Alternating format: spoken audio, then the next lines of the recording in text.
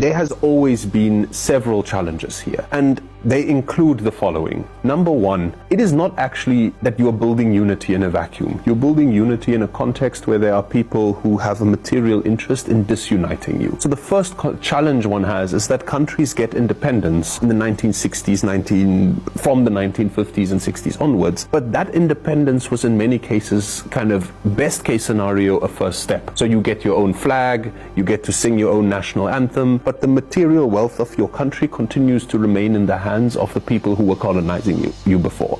So even if you want to unite, what is it that you are uniting? And then you end up with the situation where what has now become the African Union in many cases is a watered down version of the vision of the Organization of African Unity in 1963, because you didn't have the material capacity to actually affect any kind of meaningful change. You were able to make symbolic gestures, but you weren't able to actually do something concrete. So this is one challenge, the kind of question of the material, who owns and controls the wealth of the African continent. That was one challenge. But the other challenge, which you've already mentioned, unfortunately, of course, all people are different. This is a kind of like characteristic of humanity, that there's no two people that are absolutely identical. And cultures are different, and different parts of the world differ. But many people benefit from a kind of tactic of divide and rule. So for instance, I mean, many people around the time that South Africa was was the last country to effectively be liberated in 1994. Around the same time, there is the whole Western media, when there was this bonanza about the fact that there was a kind of black on black violence in Rwanda, where the Hutu and Tutsi people were fighting one. The whole world knows about this. No one tells the story about the